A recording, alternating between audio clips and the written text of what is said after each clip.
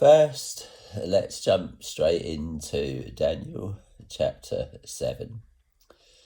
And we're looking at the little horn.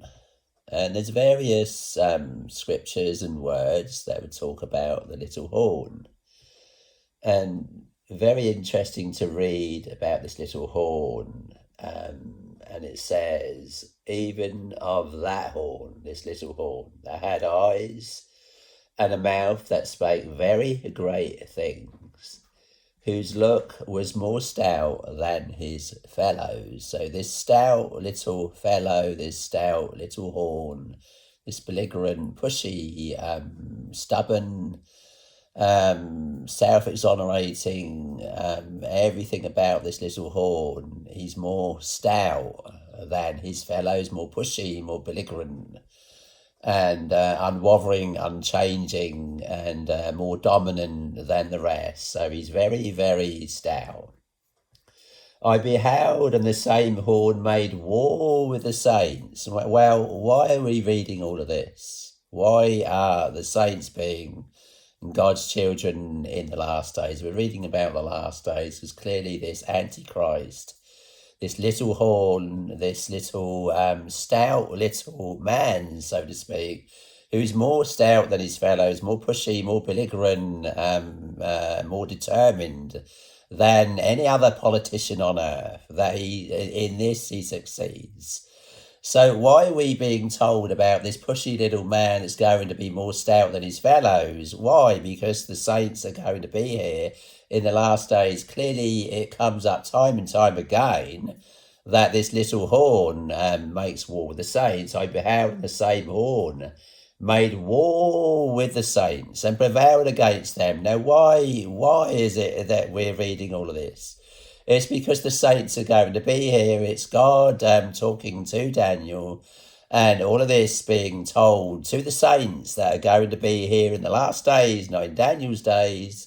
Daniel was told eventually to close the books because they wouldn't concern him in his day. It would concern us in our days. So time and time again, it talks about this same little horn coming at it from various different angles. And this stout little man, more stout than his fellows, all these other politicians on earth, he's going to be more determined, more stout, more succeeding, more pushy, more stubborn. And therefore, his look was more stout than his fellows, and I beheld, and the same horn made war with the saints and prevailed against them, until the Ancient of Days came. We were looking at Jesus there, and judgment was given to the saints of the Most High, and the time came that the saints possessed the kingdom, looking at the second coming of Jesus Christ there. And this stubborn little pushy man pushing the whole world around, more stout than his fellows. And I beheld, and the same horn made war with the saints and prevailed against them until the Ancient of Days came. So clearly the saints are here in these last days when this Antichrist steps on to the world stage. Time and time it comes up in Daniel chapter 7. Here it is again.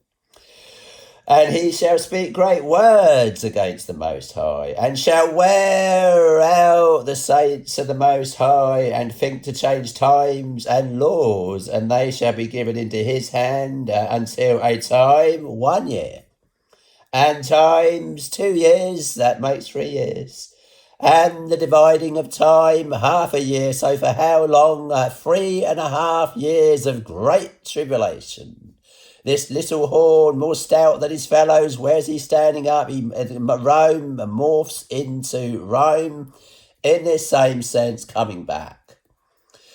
Well, interesting when you look at some of the history. You don't have to be a great historian to look at the history of Rome. You had Rome in Italy, you had Rome in, which is now called Istanbul. Constantine sets up Rome in Constantinople. He's had kind of a Roman Empire of sorts in Italy, and then the Roman Empire goes over into Constantinople, which is now Istanbul. So you're looking at Turkey.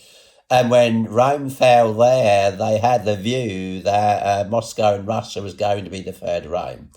So you think to yourself, wow, you can see how Rome has kind of morphed and moved around from Italy to what's now called Istanbul, which was once called Constantinople, which was named such after Constantine, who had the view that they were the new Rome in Istanbul, which is now called Istanbul.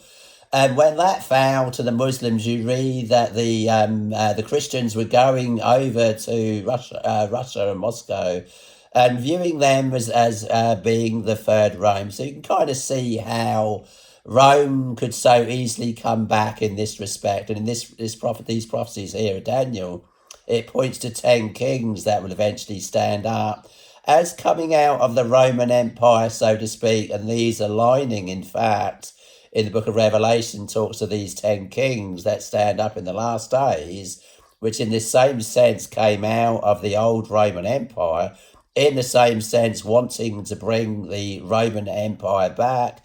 In this same sense, they will have one mind with the beast. These have one mind with the beast, and shall hate the whore, and shall eat her flesh, and burn her with fire. Well, who is the whore? The capitalistic, mammon worship, money worshipping capitalistic West.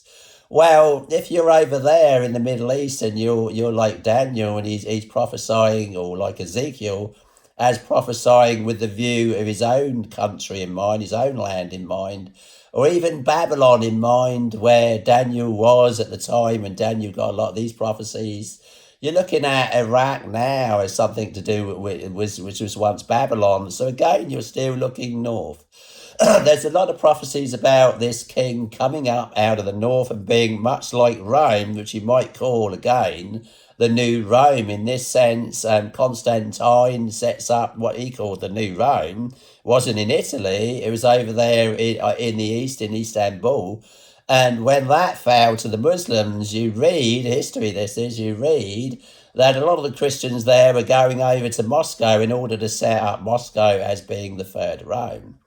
And indeed, you go on to read how these various leaders that stood up in Russia called themselves czars, and this is short for Caesars, because they wanted to mould and shape themselves as being the new Rome. This was the kind of thinking they had. And this is the history you look at. Well, there's a lot of history, and it depends on which history books you're reading. If you're reading history as coming at this from a spiritual perspective, then you look into Bible history. Well, it depends on what country you're in and how you view history and what history books you read.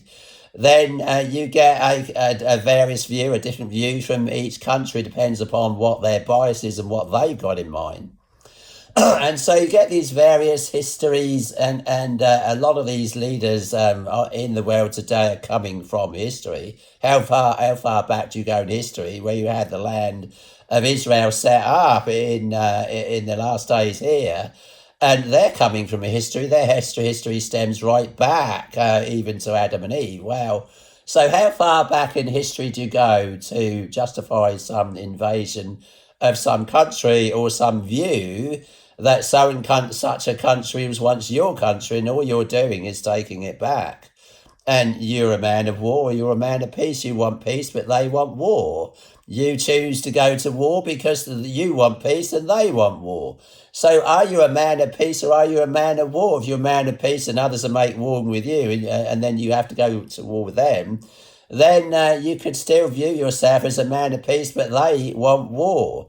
This is the kind of mentality you picture the Antichrist having, or at least putting out this view. So there's various ways you can come at all of this, and the most safest thing you could ever do, yes, perhaps look at history, because you can see how this could happen when you look at history. We don't study history, we're in danger of reliving it, but if you look at history, you can get a good idea of how things can possibly play out. You might speculate, as so many people have in the past. There's been many speculating, looking at events in the world and wondering if this is going to lead to this or that's going to lead to that. Well, whichever way you look at it, the safest thing you can do is go to the scriptures, and in the scriptures it has the definite view that Rome is going to come back in a dictatorial sense. You have the prophecies in Daniel chapter 2, you're down into the feet of Daniel chapter 2. If you understand anything about Daniel chapter 2, there's various kingdoms shown as being pictured as being an image of a man, an image of a monstrous looking man, so to speak, with a head of gold, arms of silver, belly and thighs of brass, and legs of iron. And these legs of iron are Rome indeed, and this iron stems off into the last days as being part of the feet, and the feet there pictured as being part iron and part clay, so part dictatorship and part democracies in the last days. So you get these dictatorships and democracies in the last days, very much a feature of the last days. And then again, you have Jesus coming back. So in other words, you have dictatorial kingdoms in the last days, and you have so-called democratic clay-like kingdoms, so-called voting, and people vote for their various leaders. But a lot of this, all of this becomes mingled in the last days, in that you're going to have dictatorships and democracies in the last days. And so again, you have this view that the world's going to be split into two. So when you see the world split into two, as it is now, with the view that Rome in this same sense is coming back, the dictatorial iron-fisted iron being the dictatorial kingdoms, and these smashing and breaking the clay, as is brought out in Daniel chapter 2. And these various chapters talk again of two kingdoms in the last days, finally reigning somewhat supreme until Jesus returns. And so you have this view of Rome coming back in this sense, where you can see that how that could happen if you look at some sort of history of Rome and how they have the view over there in Russia, no doubt to this day that Moscow is going to be the third Rome. Well, whether that'll play out that way or not, the Bible does view this king of the north, king of the south scenario, and the king of the north being dictatorship, dictatorial kingdom like the iron, if not the iron itself, as prophesied in Daniel chapter 2. So these various prophecies have all played out in the last days, and indeed, in this same sense, Rome, the dictatorial, iron-fisted, autocratic rule of Rome, is in this sense coming back. And this is brought out in Daniel chapter 7. Well, in Daniel chapter 8, it gives you some more history, and it even names the countries that come in prior to Rome. And therefore, in Daniel chapter 8, you have, let's go for chapter 8, verse 8. You have this he-goat that Daniel again sees in a vision. This angel that keeps visiting Daniel, not annoying him, not pestering him, but coming into Daniel's mind, or coming into his thoughts, or coming into his very room, or coming and standing upon rivers and so on. Either way, or this angel would turn up in his dreams and giving him these various visions, and coming at this end time prophecies from various different angles, where another angle was what you read in Daniel chapter 8, where Daniel was shown a vision of a he-goat. And this he-goat, again, is indeed Greece. Well, Greece then, what happened after Greece? You had Rome. Well, this deals with Greece. So clearly you had these prophecies being given to Daniel. You had Babylon, you had Media-Persia, and then you had Greece, Median-Persian being a dual empire, followed by Greece. All of this is brought out in Daniel chapter 7. It's also brought out in Daniel chapter 8. And so you have this he-goat, which is indeed Alexander the Great. So verse 8, Daniel chapter 8, verse 8, therefore the he-goat. Now this is a prophecy about Alexander the Great. Well, you picture these, you think, well, how did we all end up with an Antichrist? How did we all end up with the Antichrist world empire being much like Rome? How did we end up with these various leaders that are going, and particularly the Antichrist that's going to stand up in the last days? And somehow or other, history played a part in all of this. depending upon how these various leaders view their various histories, and then how they felt there was wrongs in the past that needed to be put right. And so these various kings would stand up and right the wrongs of the world, and eventually the Antichrist would stand up and apparently right all wrongs and bring in a great world empire. Well, here's the kind of history that the Bible gives as to where all of this is coming from and where it's going. And so it gives some history of, you've got Alexander the Great here. So we're in verse 8, chapter 8. Therefore the he-go. Now this is Alexander the Great in a prophecy given to Daniel. And indeed all this came true. It says, when these things come to pass, when this comes to pass, right, lo, it will come. Then shall they know that a prophet had been amongst them. Well, all of these prophecies given to either Daniel or Ezekiel, all come to pass. In the past, they've all come to pass. Lo, when this comes to pass, lo, it will come. When this cometh to pass, lo, it will come.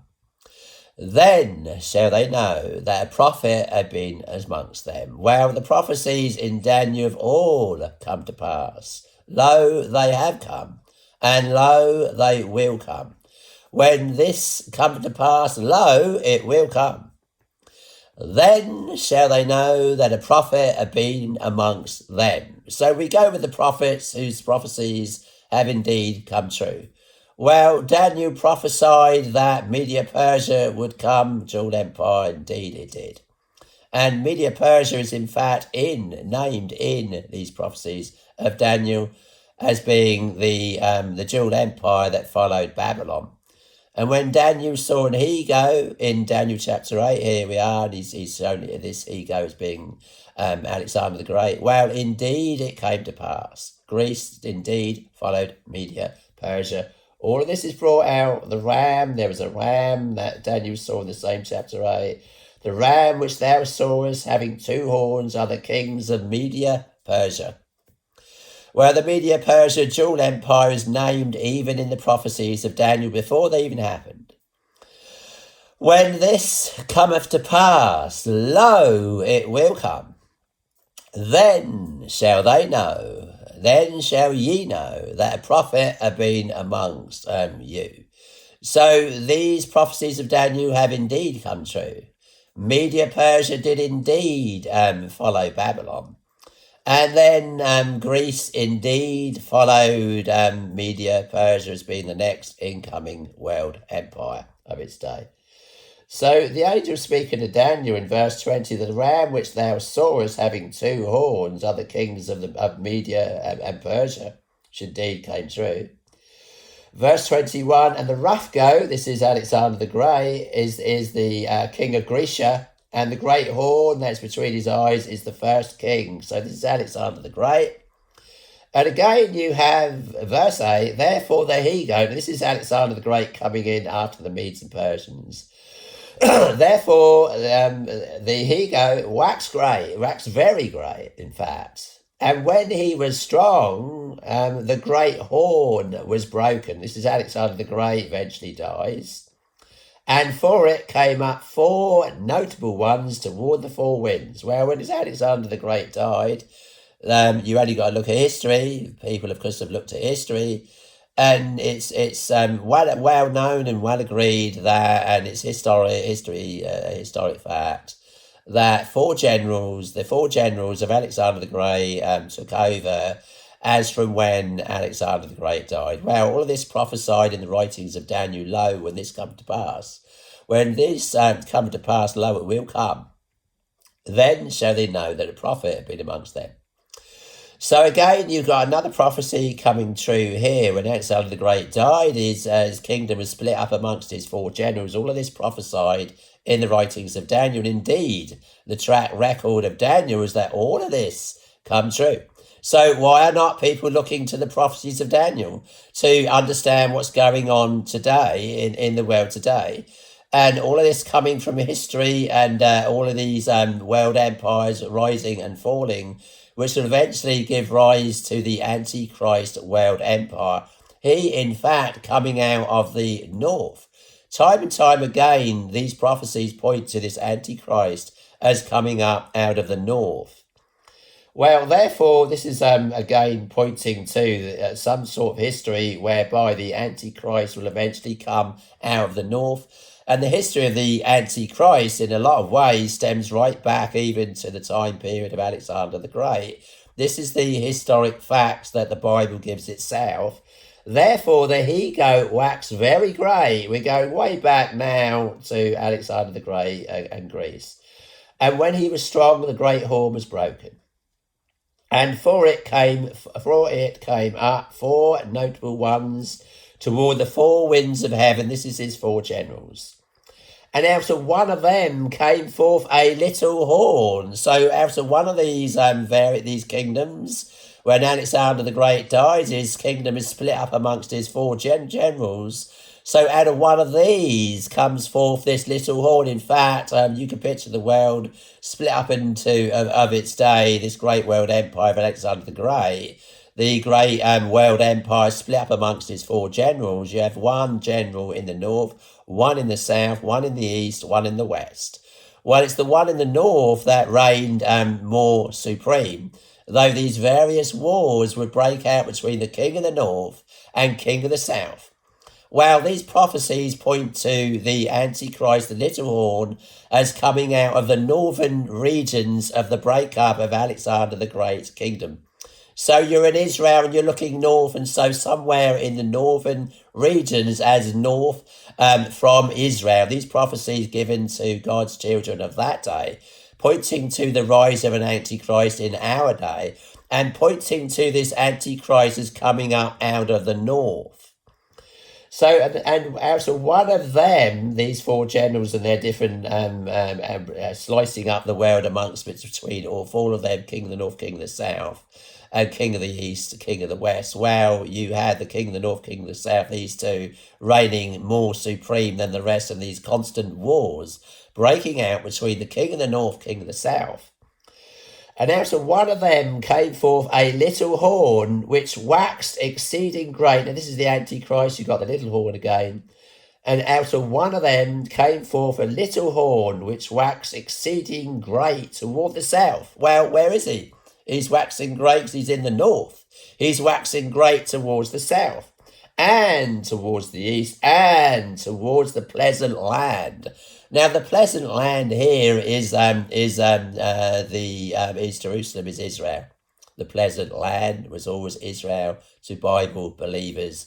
So, of course, this concerning the history of God's people.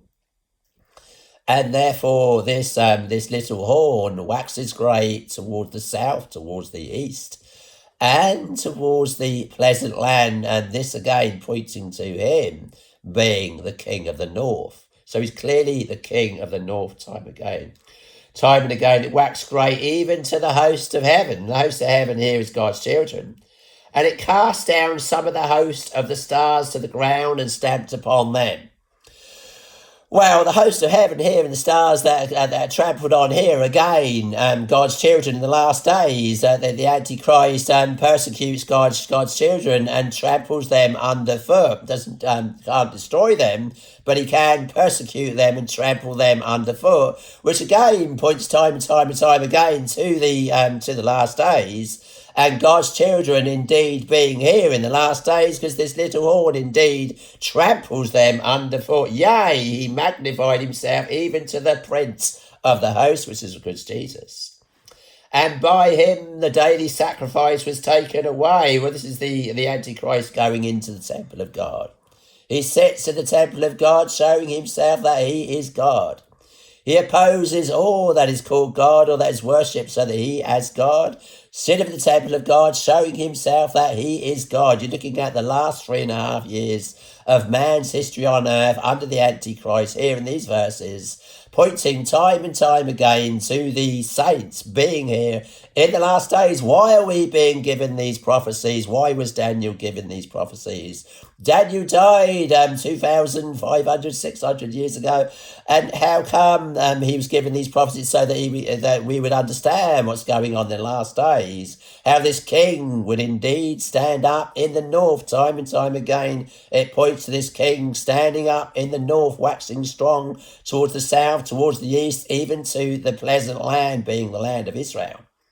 So, yea, he magnified himself even to the prince of the host. Well, this is Jesus, the prince of the host, us being the host, and by him the daily sacrifice was taken away. So the religious worship of the Jews, and not only the religious worship of the Jews, but it turns out the religious worship of all faiths. And the place of his sanctuary, this is the temple, God's temple. The people say there's going to be a rebuilt temple. The place of his sanctuary, in other words, the place of God's sanctuary, God's temple. God, what it symbolizes is God's temple. It's supposed to be God's temple, but in fact, Jesus done away with what became temple worship. Jesus done away with this when Jesus was crucified 2,000 years ago now.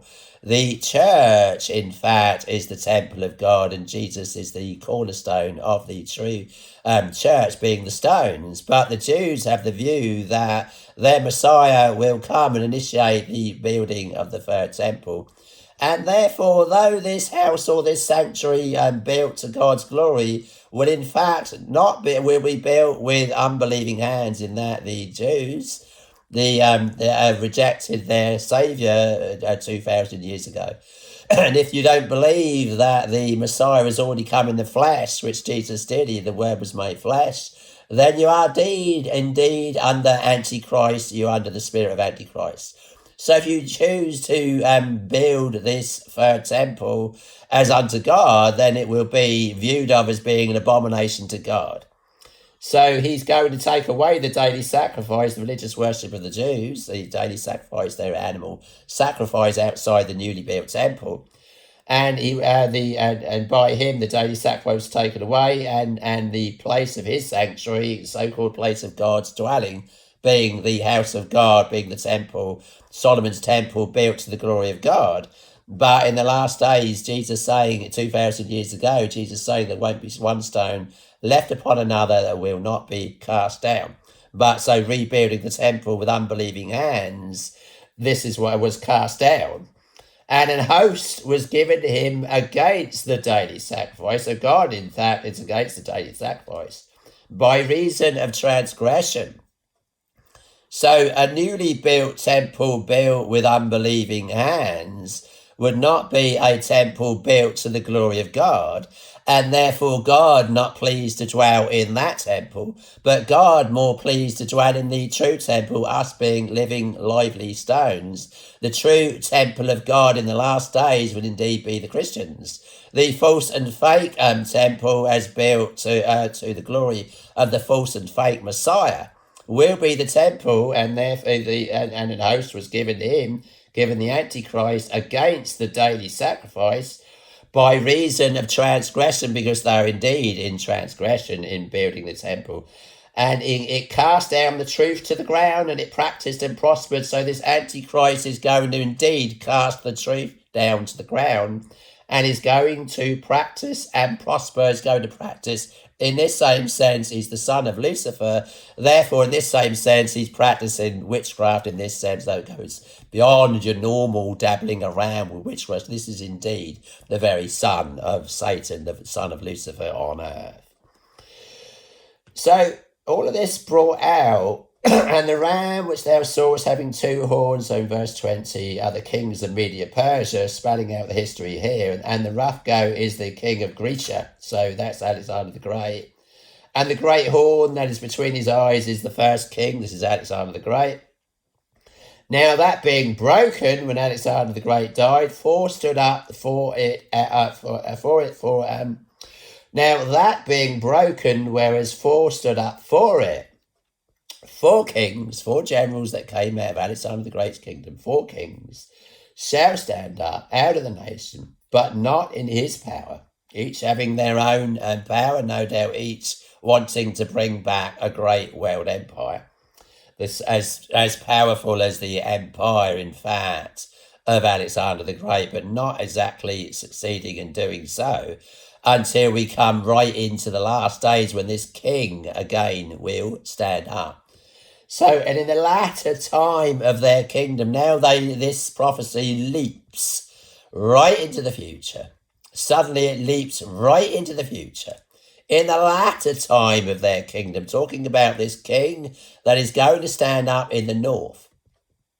Well, no doubt these various generals, these 4 generals that stood up out of Alexander the Great's kingdom when he died, would have dearly loved to bring in another great world empire, much like Alexander the Great did. None of them achieved this until we jump way into the future.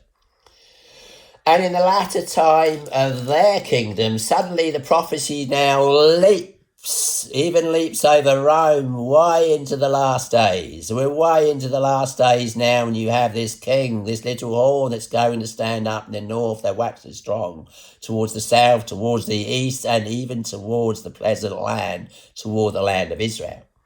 Even taking over the land of Israel, even placing the abomination of desolation in the newly built temple in Jerusalem. And so the prophecy goes on. So, and in the latter time of their kingdom, these 4 generals, don't forget the king of the north reigning supreme, being the stronger of the 4 here. In the latter time of their kingdom, when the transgressors are come to the full, which they now are, we have a whole world now that's becoming Antichrist. The transgressors are indeed coming to the full. So the world is now ripe for the pickings. The world is now, and largely in this spiritual sense, gone along with the prince of the power of the air. They've thrown in their lot, they've thrown in their vote, they've rejected the gospel, they've rejected the gospel that's been preached in all the world. Now you have their king, when the transgressors are come to the full, which they now have. A king of fierce countenance and understanding dark sentences shall stand up. So understanding dark sentences, just like Jesus was in direct communication with God himself, the Son of God on earth, and always looking to the Father. Everything he did and said was coming from and through the Father. This Antichrist man, when he stands up, is going to be exactly the same. When the transgressors are come to the full, a king of fierce countenance and understanding dark sentences shall stand up. So in other words, everything he says and does is all coming from the devil himself. He understands dark sentences. He worships his father, which is the devil himself. Therefore, in this same sense, he's like the Son of God on earth, but it's the son of Satan on earth. And his power shall be mighty, this mighty king that stands up in the north, but not by his own power. So he's not operating under the arm of his own power now. He's gone and completely over to Satan. He's gone completely over to his father. In this same sense, it's like what Ezekiel said about the Antichrist in the last days. And thus saith the Lord God. We're talking with Ezekiel now, again pointing to this king of the north. Thus saith the Lord God, it shall come to pass that at the same time shall things come into thy mind, and thou shalt think an evil thought. So you're looking at this king standing up in the north. In this same sense, this king suddenly thinking an evil thought. Thus saith the Lord God. It's Ezekiel chapter 38, verse 10. Thus saith the Lord God, it shall come to pass that at that time when the Antichrist stands up and invades Israel from the north in the last days and places this abomination of desolation, just before then, at that time, we're looking at the last 3.5 years of the reign of the Antichrist here, this king that will eventually stand up in the north at that time. Thus saith the Lord God, it shall come to pass at the same time shall things come into thy mind, and thou shalt think an evil thought. Verse 14, therefore, son of man, prophesy, and say unto Gog being the Antichrist here, thus saith the Lord God, in that day when my people of Israel dwelleth safely, that shalt thou not know it. And thou shalt come from thy place out of the north parts. Again, pointing to the north of Israel, Gog, the Antichrist, and Magog, Russia. This Antichrist coming out of Magog, Russia. And thou shalt come from thy place out of the north parts, thou and many people with thee, all of them riding upon horses, a great company and a mighty army. Wow, talking to Ezekiel in those days, of course you're going to speak and talk in a language that he would understand. War back then would have been horses and spears and shields and swords and such. But now we have guns and tanks and planes. Thus saith the Lord God, art thou he of whom I have spoken in old time by my servants the prophets of Israel, which prophesied in those days many years that I bring thee against them, so this king clearly again points to this king standing up in the north, this king of the north that stands up, this king of the north that will think an evil thought. Thus saith the Lord God, it shall come to pass that at the same time, shall things come into thy mind, and thou shalt think an evil thought. This is when the Antichrist, this king that stands up in the north, becomes what you might call fully possessed of Satan himself. So when the transgressors have come to the fall, back in Daniel chapter 8, a king of fierce countenance, he's possessed of Satan, is he not? A king of fierce countenance, understanding dark sentences. Where is sentences coming from? Where are these dark sentences coming from? Not sentences of light, like Jesus was speaking, but sentences of darkness that Satan would speak. This king that stands up in the north, he thinks an evil thought. And now he's possessed. He's in direct communication with Satan himself. And his power shall be mighty, but not by his own power. So where's his power coming from? It's coming from the devil himself. He thinks an evil thought. Things have come into his mind, and he thinks an evil thought. And it's at this point that he gets possessed of Satan himself. He thinks an evil thought, and his power shall be mighty, but not by his own power. Where's his power coming from? It's not from his own power. It's coming from Satan himself. Satan has now possessed this king that stands up in the north, and he shall destroy wonderfully. He's going to have all this super powerful technology all on his side here now. And he shall destroy wonderfully, and shall prosper and practice. Again, you're looking at witchcraft there, shall prosper and practice, talking again about witchcraft. He's in direct communication with Satan himself. He understands dark sentences. And shall destroy the mighty. He's going to destroy the mighty people. You got the king of the north, king of the south again here. And the holy people invades Israel from the north. And through his policy also he shall cause craft, scientific witchcraft, all of this technology, all of these computers, the prince of darkness, grim, we tremble not for him. His rage we can endure, for lo, his doom is sure. For one little word shall fail him. A mighty fortress is our God, a bulwark never fouling. Our helper he amidst the flood of mortal ills prevailing. For still our ancient foe does seek to work us woe. His craft and power are great. And through his policy also he shall cause craft. His craft and power are great. While his craft and power is indeed great in these the last days. Because now we have all of this scientific witchcraft on earth.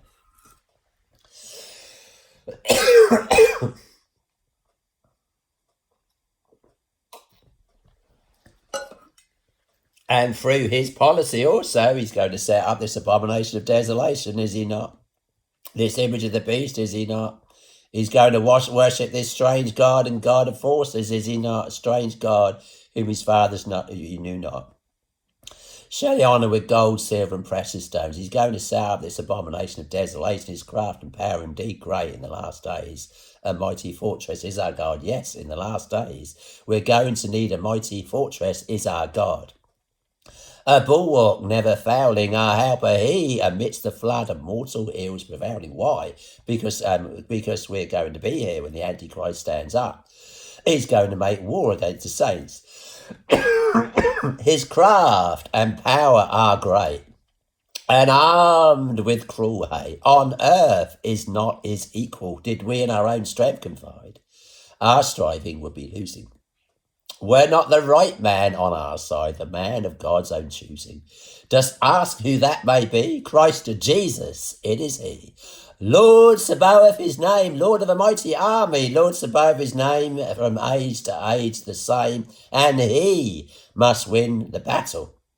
Did we in our own strength confide, our striving would be losing. Were not the right man on our side, the man of God's own choosing, being Jesus. So, and through his policy also, he shall cause craft to prosper in his hands, so scientific witchcraft. And he shall magnify himself in his heart, so his self-worship, much like Satan himself. And by peace shall destroy many. He's a man of peace, but he certainly does war. He shall also stand up against the prince of princes. Well, he's clearly the Antichrist. He's standing up against the prince of princes. But he shall be broken without hand. He won't be broken by tanks and guns and planes or even atom bombs. He'll be broken by Jesus Christ himself. And the vision of the evening and the morning which was told is true. Therefore shut thou up the vision, for it shall be for many days, for our days. And I, Daniel, fainted and was sick certain days afterward, and I rose and up and did the king's business. And I was astonished at the vision, but none understood it. But we understood it better now in the last days. Again, you've got reference to this king that stands up in the north, indeed, in Daniel chapter 11. And this goes right into what this king is going to do in the last days, setting up the abomination of desolation, again invading Israel from the north. And this angel bringing all of this to Daniel's attention, again talking about Alexander the Great. And when he shall stand, a mighty, so verse 3, Daniel 11, verse 3, and a mighty king shall stand up and shall rule with great dominion, this is Alexander the Great, and do according to his will. And when he shall stand up, his kingdom shall be broken. So Alexander the Great dies again and again. We got talk of Alexander the Great giving us some history of where the Antichrist is largely going to come from. The latter time of their kingdom, these four generals that stand up out of Alexander the Great's kingdom when he dies, in the latter time of their kingdom, when the transgressors are come to the fore, a king of fierce countenance, understanding dark sense is going to stand up in the north. So here we have reference to the north yet again. Standing up in the north of Israel, from the northern parts out of in one of those lands, north of Israel, will indeed stand up the Antichrist. These are the prophecies of Daniel. Lo, when this comes to pass, lo, it will come. Then shall they know that a prophet had been amongst them. Well, all of the prophecies of Daniel indeed come true in the past, so why wouldn't they come true in the future? You're listening to a prophet that gets things right, because the prophet here is listening to God himself, and he's simply writing down everything God says, and therefore everything God says does indeed come true. When this comes to pass, lo, it will come, then shall they know that a prophet had been amongst them. And so he's talking here about Alexander the Great and this king that's going to stand up in the north yet again. And a mighty king shall stand up that shall rule with great dominion. This is Alexander the Great, and do according to his will. And when he shall stand up, his kingdom shall be broken. Alexander the Great dies and shall be divided toward the four winds. So again, this tarries in with Daniel chapter 8. These four winds, and not to his posterity, not to his children, nor according to his dominion. Well, they didn't quite rule as powerfully as Alexander the Great, though no doubt they dearly would have loved to become the new great emperor of a new great world empire, and bring back the glory that was once for them, Greece. So the Alexander the Great's kingdom, which he ruled, for his kingdom shall be plucked up, even for others beside those. So Alexander the Great dies, and his kingdom is passed over down to his 4 generals. And the king of the south shall be strong. Now here's the great battle between the king of the north, king of the south, these two reigning supreme, battling it out. And this really revisited in the last days, in that a king is indeed going to stand up yet again in the north. And the king of the south shall be strong. So this general in the south, who becomes the king of the south, and the king of the north, we're now going to jump into the last days.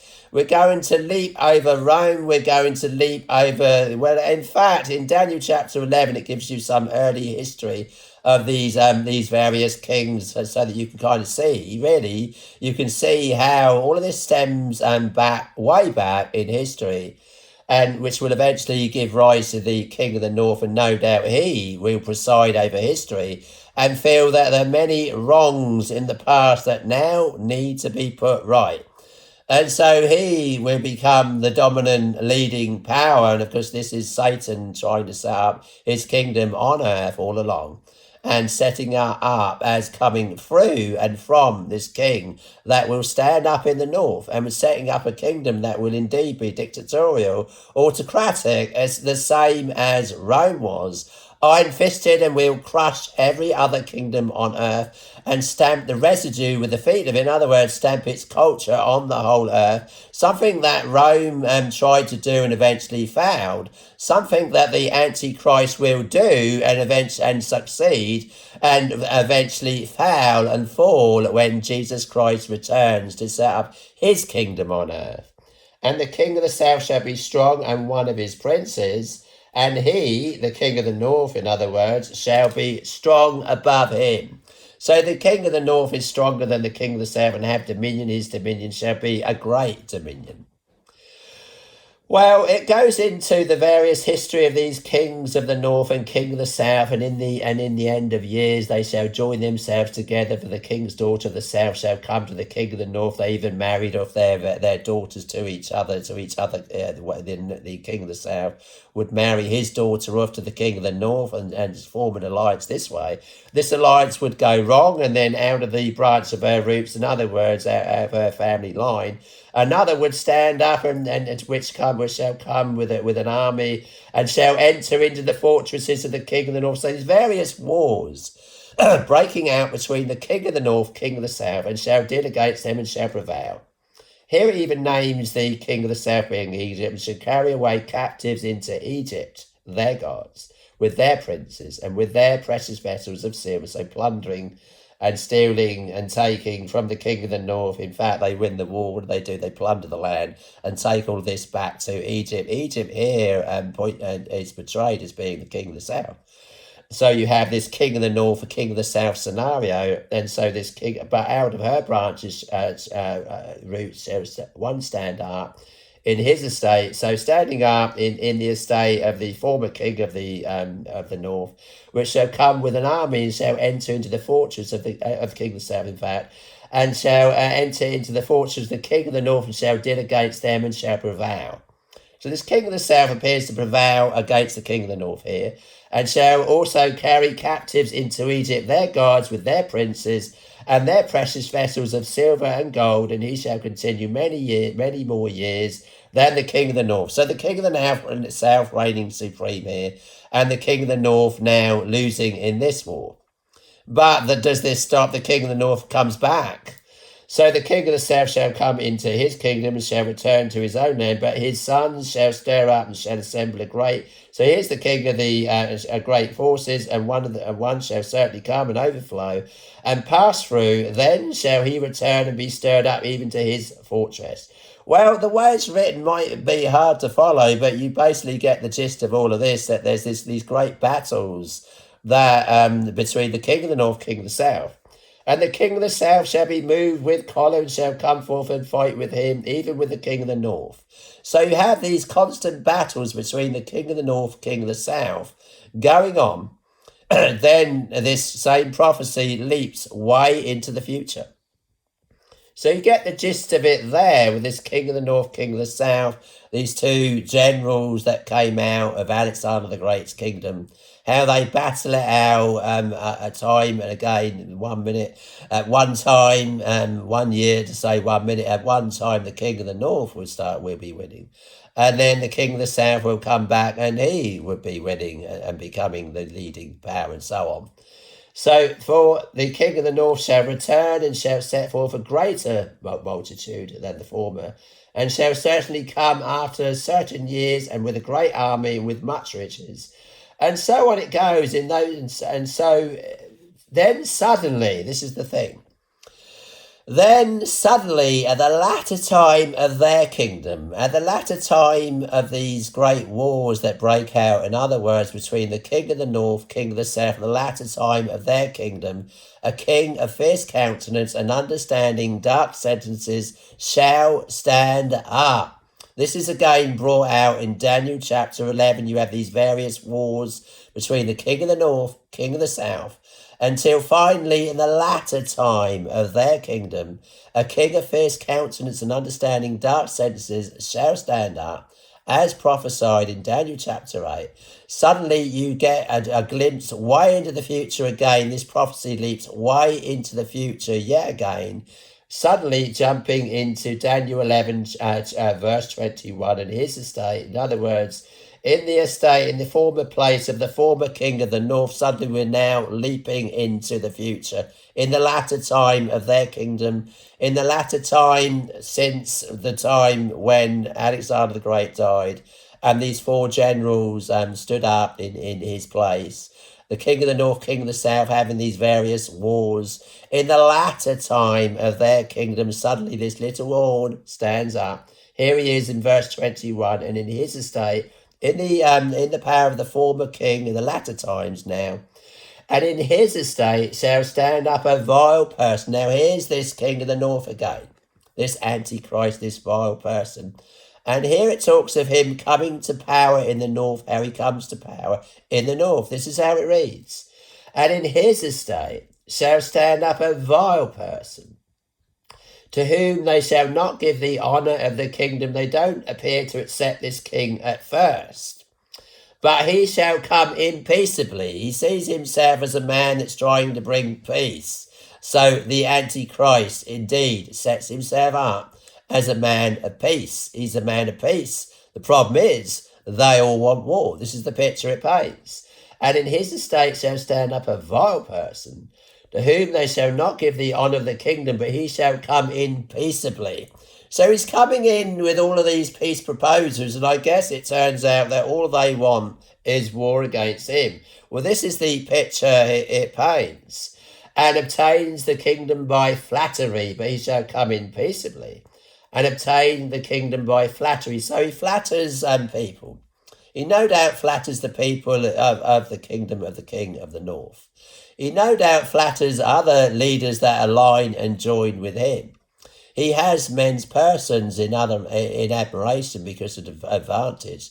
So by flattering them and making them feel really powerful and good about themselves, in aligning with him, they indeed align themselves with this king that stands up in the north.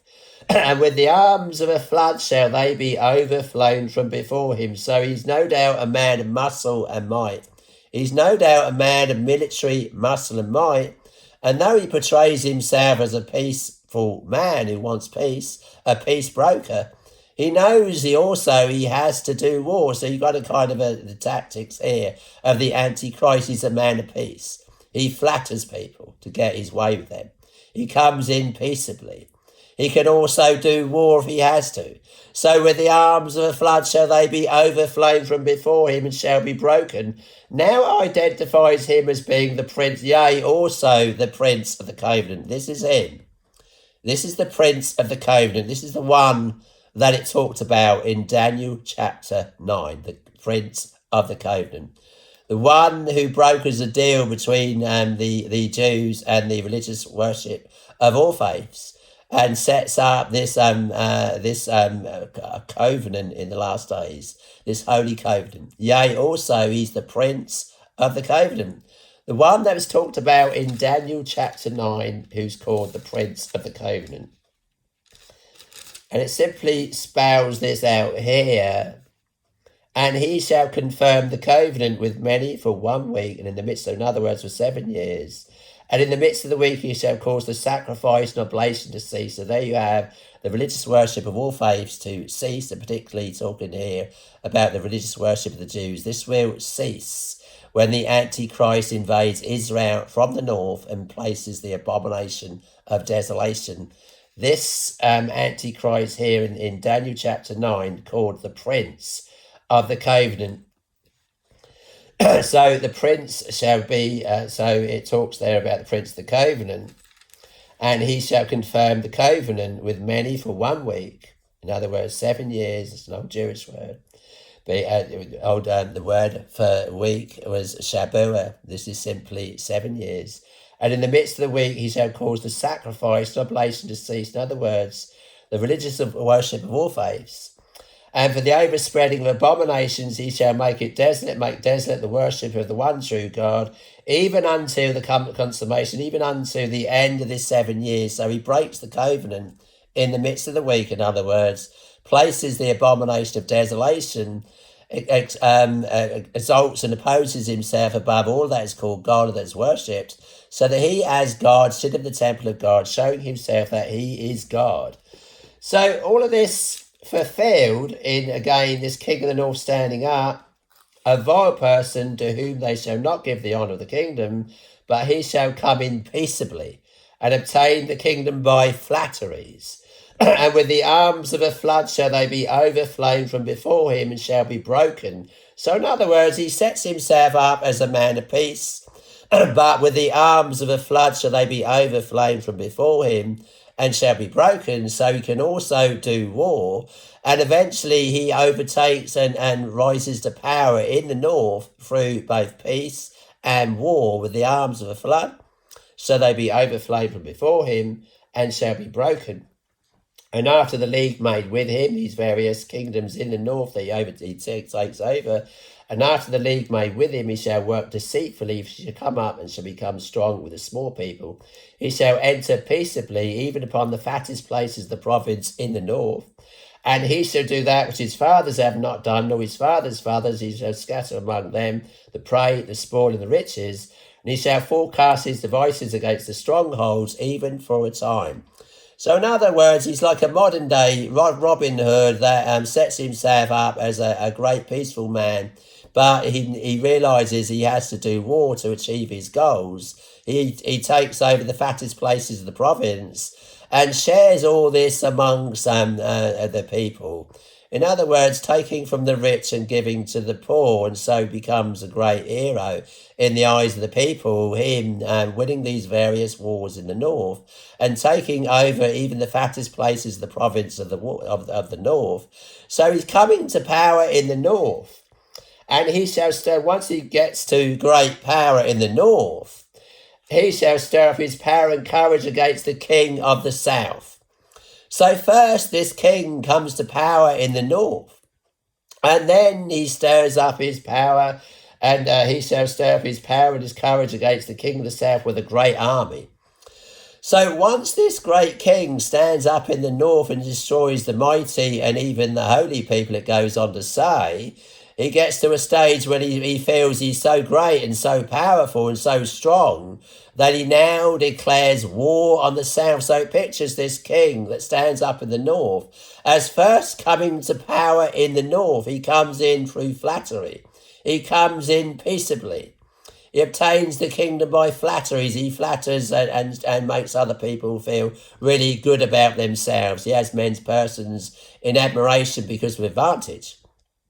But all along, he's a vile person, and he's the very Antichrist. Yea, also it says. Yea, also the prince of the verse 22, with the arms of a flood, he eventually comes to power through war. And with the arms of a flood shall they be overflown from before him, and shall be broken. Yea, also, this is him. This, again, is the Prince of the Covenant. This is pointing to this king of the north, which will indeed stand up in the north. This king that will stand up and set himself up as a great peaceful man who's come to bring peace to the world. But he feels he has to bring peace to the world with the arms of a flood. So with the arms of a flood shall they be overflowed from before him and shall be broken. Yea, also he's the Prince of the Covenant. So he comes to power in the north, and once he becomes so powerful in the north, he then declares war on the south, and he shall stir up his power and his courage against the king of the south. So here he is declaring his courage and his power against the king of the south.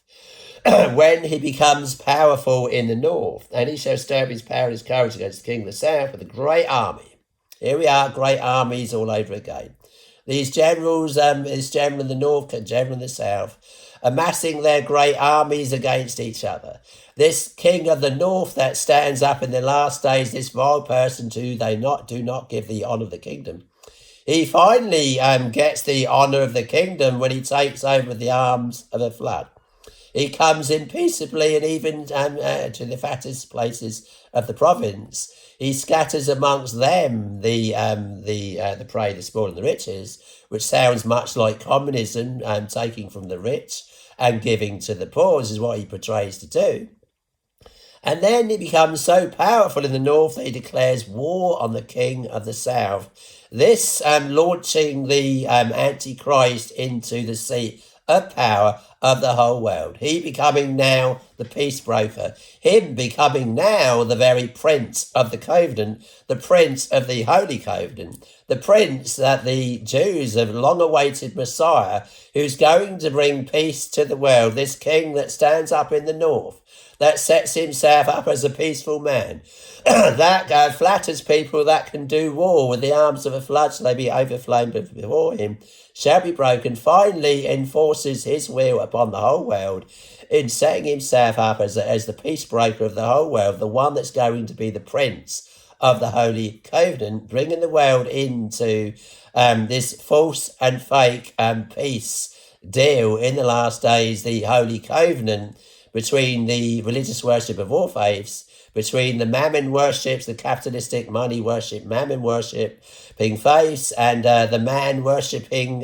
faith in the north, being the king of the north, communism and capitalism finally shaking hands, this king in the north imposing his will upon the king of the south, and he shall stir up his power and his courage against the king of the south with a great army. And the king of the south shall be stirred up to battle with a very great and mighty army.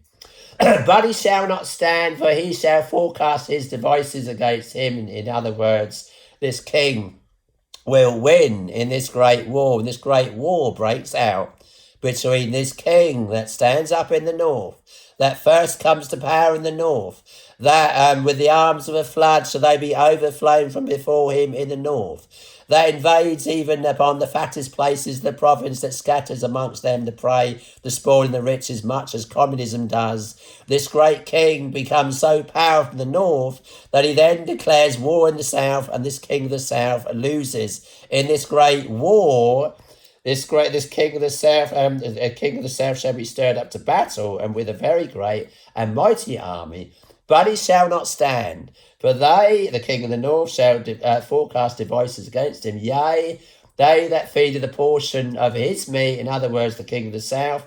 There's going to be saboteurs, there's going to be traitors that are going to be working with the king of the north. These indeed, at the top of government in the kingdom of the king of the south, these sabotaging their own countries, and this king of the north will indeed sweep in and take over. He shall take over the mighty and even the holy land eventually. Yea, they that feed the portion of his meat, is king of the south. In other words, you picture these sat round one table. They're all eating from the same table. They're all apparently on the same side. But there are traitors and spies in their midst. And they're working together with the king of the north, taking their plans of the king of the south back to the king of the north. The king of the north know exactly where to strike and how to win this war. And these in the king of the south, traitors, turning on their own people and their own countries and helping bring in this king of the north. Yea, they that feed of the portion of his meat, the king of the south, shall destroy him, shall destroy their own countries, shall destroy the king of the south, and his army, the king of the north, shall overflow. And many shall fall down slain. So in other words, a mighty king is going to stand up. Exactly what it says in Daniel chapter 8. And his power shall be mighty, but not by his own power.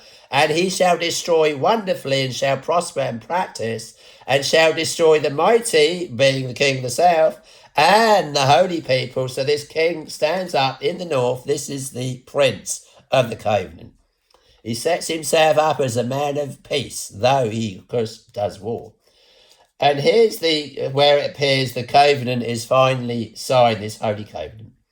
And both these kings' hearts shall be, so yea, they that feed of the portion of his meat, this king of the south loses in this war, shall destroy him, his saboteurs. And his army, the king of the north, shall overflow, and many shall fall down slain. So this king of the north eventually rises to power through war. He, of course, sets himself up as a great peaceful man, but he feels he has to do war to get into power. So he gets into power, and then he imposes his will upon the whole world. He imposes his will upon the religious world. He imposes his will upon the king of the south.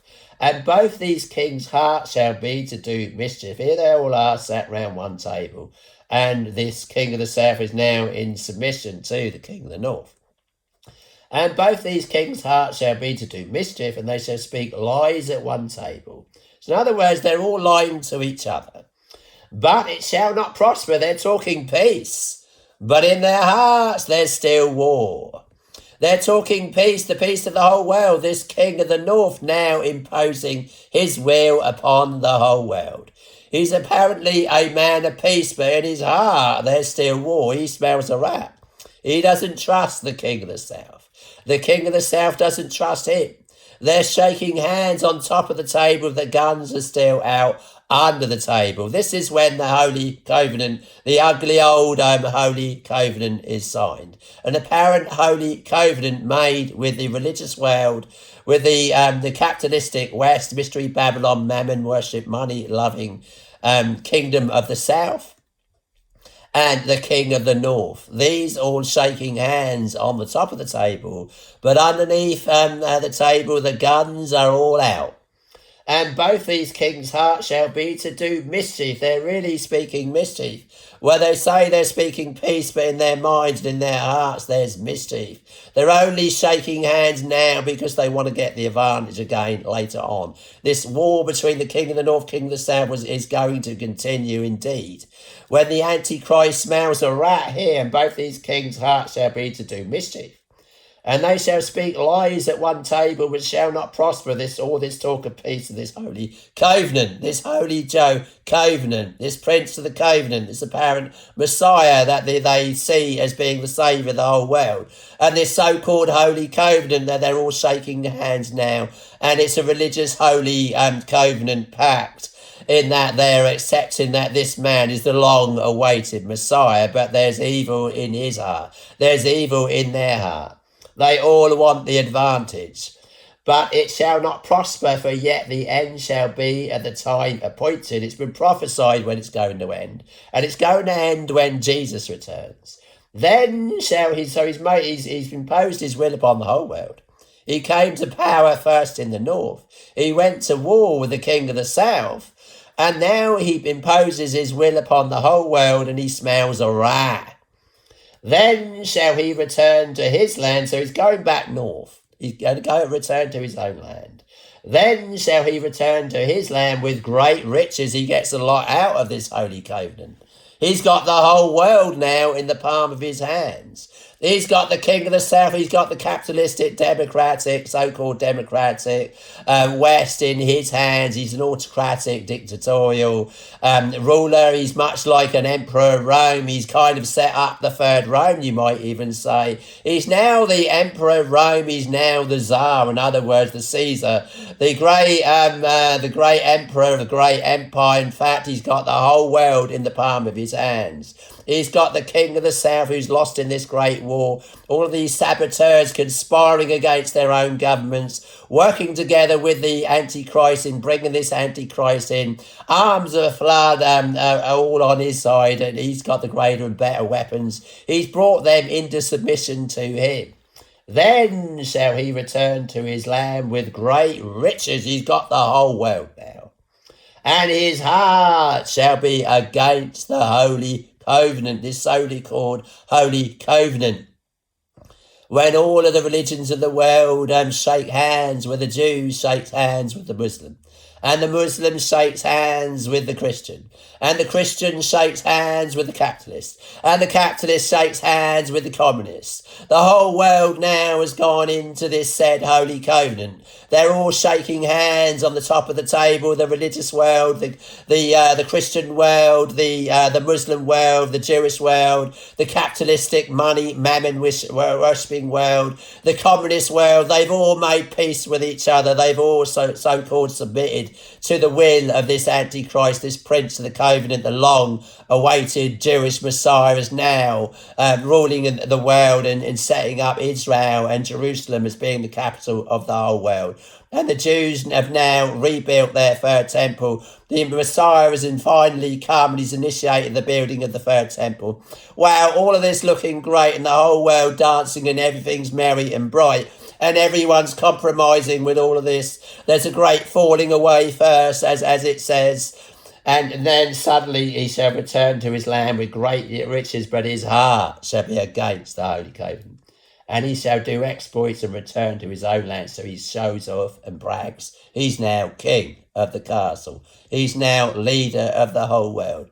He flexes his military muscle and might to the world and exalts himself in their eyes and does all of these great exploits. Then it says, at the time appointed he shall return and come toward the south. But it shall not be as the former or the latter or this peace that was once in the air. He could smell a rat. There's now war in the air. He can smell a rat.